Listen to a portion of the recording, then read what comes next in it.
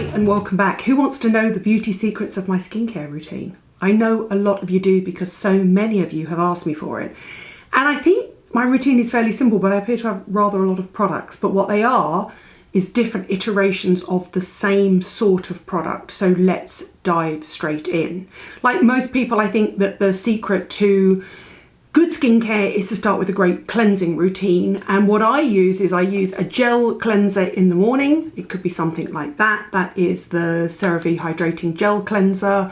Or it could be the one I'm currently loving at the moment is the CUREL Makeup Cleansing Gel. These have literally just come straight off my side. And what I want to do is simply wash off a night time of skincare. So in the morning, there's no makeup to remove. So it's basically just a quick in the shower.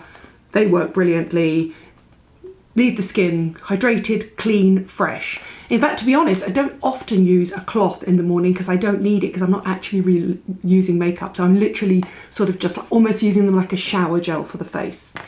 And then what I would do is start layering on my serums. So I come out the shower, I would pat myself dry, I would pat my face dry, and then I start layering on the serums. And so many people say to me, hyaluronic acid or vitamin C or antioxidant first. Really, I don't think it matters that much, providing you're not using something with silicone in, and I would always try and leave that to the last minute. So for me, I start with hyaluronic acid, and I would always start with what I would call a multi-molecular hyaluronic acid. That is HADA LABO lotion #1, perfect case in point. And the first multi-molecular I ever used was NEOD multi-molecular from the Deciem group, which is really, really lovely.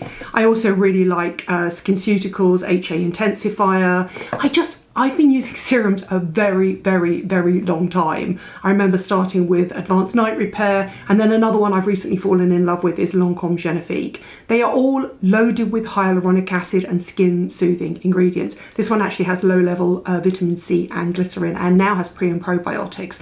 And I think the research on pre and probiotics is really interesting. But for me, the first step would always be some sort of, some people call them essences, I would call it a really, really liquid hyaluronic acid, and I would literally put it all over. The reason I've got a low top on today is to show you that this is how far your skincare should go. So basically there to there. Anything left over goes on my hands. My next step would be an antioxidant. That would change depending on whether I'm testing products. All of these products are fluid. It's the steps that are important. So gel cleanser, hyaluronic acid, antioxidant. And for me, an antioxidant probably, I think, because I get older and I've got a bit of pigmentation issues, would always be a vitamin C based one. You'll not be surprised to hear that one of my favorites is CE Ferulic, which is super lightweight, easily goes on, really nice to use. Just, it does what it says on the tin. It's a water-based vitamin C, but with added ferulic acid, and the ferulic acid has an ability to protect the vitamin C, the L-ascorbic acid that's in it. I really like it. It's a great product. Other products that are available on the market, there's the FIRMA Day Serum from Drunk Elephant that is strikingly similar. There's the Paula's Choice 15% C Super Booster, which is another one I've used, which is a dropper that you can either add into things or put directly on your face. I put it directly on my face. It's really lightweight, it's easy to use. I like using lots of lightweight layers on my skin. I don't like particularly heavy, cat hair that is, even though my cats are asleep upstairs. I don't like particularly heavyweight occlusive products on my face. Another one I really like is KIEHL'S Powerful Strength Line Reducing Concentrate, which is 12.5 vitamin C in a hyaluronic acid. It's really nice. And then just recently with Ruth, I mentioned this is the one I'm using at the moment. This is the EUCERIN Hyaluron Filler, and that's a vitamin C. It's actually a fresh ascorbic acid that you mix before you use it. It comes in a series of boxes. So hyaluronic acid, vitamin C. Then, quite often what I want, depending on how my skin feels, and sometimes my skin is fine at that point and I can use my foundation straight away, I do like to then use some sort of milky serum, and normally I go for some sort of glycerin-based serum. And my current absolute favourite is the CUREL Moisture Facial Milk, and that has sort of replaced Indeed Hydration Booster, but only because Indeed Hydration Booster is increasingly hard to get hold of. I really love Indeed Hydration Booster. I'll try and drop a picture of it in here if you can get it. It's great. These are all reasonably priced, these products. Another product, the Simple Calming Moisturiser. I know people don't believe it when I say I use it, but it's a really lovely product. Super lightweight. Glycerin rich, hydrating rich lotion. Just that final step if your skin needs a little bit of extra slip and a little bit of extra comfort. Or the ordinary NMF. And then I go in with my foundation, which I choose a foundation with an SPF 50 in, and then I use a separate SPF. Well, I sort of blend my foundation down to here and then I use my separate SPF from here to here. Now, what's interesting about that is most of the time, like today, I've not left the house. So I really don't need an SPF. I mean, the UV index outside at the moment is probably 0 or 1. And I'm in a lot of the time. If you are out a lot of the time, you will need a separate SPF. I am a bit of a content creating hermit. I also live in London where the buildings are really tall and we barely see daylight for at least 6 months of the year. If I was going to go on holiday, if I was abroad, if it was summer, if I was going out every day, if I worked outside, my routine would include an SPF. Where to put your SPF in that? It's the last step. So instead of that and that and that, I would use a moisturising SPF before I put my makeup on. And then I think there's no shame in them putting a makeup with an SPF on top. I really don't. That's my day routine, but I'm going to move them all to one side because some of them I also use at night. Now, at night, my cleansing routine is, again, a single step, but it is essential that I use a microfiber cloth, and these are my microfiber cloths. That's a Style Studio pack of 2 for £1.99. These are the Primark ones, which you can buy in packs of 2 or 3.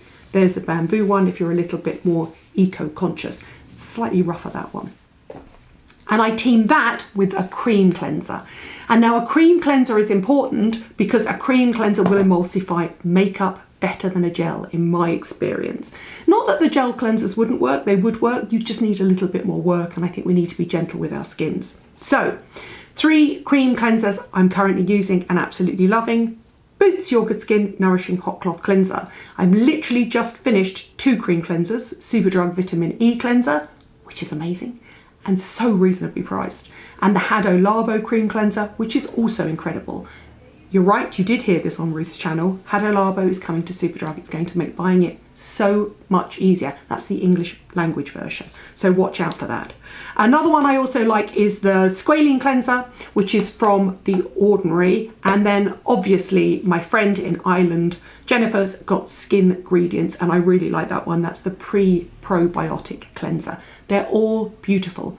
Single step cleansers. I know a lot of people are into double cleansing. For me, the important thing with any cleanse is if you're trying to take makeup off or SPF off, use a cloth. You could cleanse 1,000 times and without a cloth, you're not going to get anywhere. A microfiber cloth, I feel, supercharges any cleanser you use. Don't spend lots of money on moisturisers, cloths, and cleansers. That's where you save your money. So basically, budget products are the cleansers and the moisturisers. The introductory prices would be the hyaluronic acid. Save your money for your actives, which is your vitamin C, and then the retinol. So I've cleansed my skin, I've patted it dry. What am I going to do at night? Well, then I like to go straight in with my retinol. Now, a lot of people disagree with me and they'll say go slow and steady. My skin obviously is quite used to retinol. I've been using retinol for a very long time. But there are 3 things. 1, what's your skin like? If it's sensitive, put a moisturiser on first, and that will just slowly dampen down the delivery of the retinol into your skin. What's your tolerance like to retinol? Are you used to using retinol? What's the strength of retinol you're using? Is it 0.3%, which is what most over-the-counter retinol products are? If it doesn't have a percentage on it, it's probably sitting at 0.3%. If you're looking at 1%, which is what I would use, and you're used to it, then feel free to use away. I mean, I've really never had that much of a bad reaction to retinol. Tret is another matter, obviously. So I would then go in with my retinol. Here's my absolute classic retinol. It's the 1% retinol treatment with peptides and vitamin C from Paula's Choice, and it's in my giveaway that's on Instagram that is still open if you want to go. Find me at Nadine Baggett on Instagram. Follow me, tag a friend, like the post, follow Paula's Choice UK, in with a chance of winning that, the Ceramide Rich Eye, and the amazing, I've got it here actually, the amazing 2% BHA gel, which I really love for breakouts. Other retinols I really love. I mean, I test so many retinols, I can't tell you. But my absolute favourite and one of the strongest I've loved is Neostrata Retinol Nag, obviously. And then what I would do is I would then temper that depending on how my skin feels. Now you can temper that with something like the CUREL, which is just a really lovely ceramide glycerin rich lotion, or you can go heavier. You can go heavier with something like The Ordinary NMF, or you can just go to CICAPLAST BAUME. If you mix it 50-50, essentially what you're doing is buffering your own retinol. Or or if you put it on before, you're slowing the delivery of retinol, or if you put it on after it, you're slowly basically buffering the retinol into your skin. You know what retinol does. Vitamin C protects your skin, it's an antioxidant, especially during the day, but at certain levels it can also sort of brighten the skin and tackle pigmentation and help collagen production. Well, retinol is the vitamin A you use at the end of the day. You use it at the end of the day because it's light sensitive, but basically what it does is it basically optimizes your skin health. So all of the functions that your skin has, the barrier repair function, the ability to produce new collagen, the ability to regulate sebum production and pigment production, is basically all monitored and controlled by vitamin A in the skin. So I do think a vitamin A is important at night for pretty much all ages. But the minute you have any problems with your skin, if you've got problem-free skin like I had in my 20s and 30s, don't worry about it. If you've got a breakout, or you've got a pigmentation issue, or you've got a dullness issue, or you've got a dryness issue, or you've got, as I have in my advanced years, fine lines, wrinkles, pigmentation, all that stuff, then a retinol is important. But you can temper it. That's it at night. It's literally 1 or 2 steps at night. I'm knackered at the end of the day. I just want to fall into bed and go to sleep. And I literally keep my retinol and whatever my buffing cream is by the side of my bed, so I go to bed and I don't forget it. And also then put it directly onto the back of my hands. And there's only one reason why I've got relatively young looking hands, and it must be good skincare. It can't be anything else. That is an absolute back to basic guide to my skincare routine, and it should be your skincare routine first. Because what I'm doing here is the absolute basic gold standard steps. Cleanse, hydrate with hyaluronic acid, protect with an antioxidant, and then you can either use an SPF with a moisturiser or a lightweight hydrating moisturiser, then in with your makeup. At night, cleanse with a cream cleanser and a cloth. That's really, really essential, because these guys will get rid of it. Even the most stubborn mascara and SPF and makeup, I promise you. Then it's up to you what you want to do. You can either use a high strength vitamin C if you've got a pigmentation issue, or tranexamic acid or something like that. For me, the gold standard is then a retinol at night. And how you temper your retinol and buffer your retinol is up to you, but you might need a moisturiser to buffer it out. Basically just to slow the release. If you're used to retinol, go for it. At this point, a lot of people are then introducing retinoic acid, a prescription strength retinol, and that you will need to be careful with, and that you'll need to temper. They are the basic steps applicable to every skin type. What product you use is up to you. What price point you use is up to you, but please save your money on your cleansers and your basic moisturisers, and save it for your active ingredients, your C and your retinol. You don't even need to spend a lot of money even on a hyaluronic acid now. I'm going to do some budget dupes hyaluronic acid on my new IGTV series, which is called Beauty Dupe of the Week. The first week I did, what did I do the first week? Eyebrows. I've got this amazing new L'Oreal Plump and Set Brow Gel, which I absolutely love, which is a brilliant, brilliant, brilliant budget product. This Friday I did dupes for Charlotte Tilbury lipsticks and dupes for Charlotte Tilbury eye crayons, and next week I'm going to do dupes for hyaluronic acid, and you'll see quite a few of this in it. There's no reason to spend a high-end amount on a hyaluronic acid. Hope you've enjoyed it. They really are the basic steps. If you are a little bit confused, just click the little arrow below and all the information and all the products and all the steps will be below. Please don't overthink it, it's relatively simple. If you master this, your skin will thank you for it, I promise you, and it needn't break the bank. That's really important. Any questions about my routine, please ask below. In 6 months' time, it might be a completely different array of products, although I've got some firm favourites here that I've been using for years. The truth is, it's my job to test products.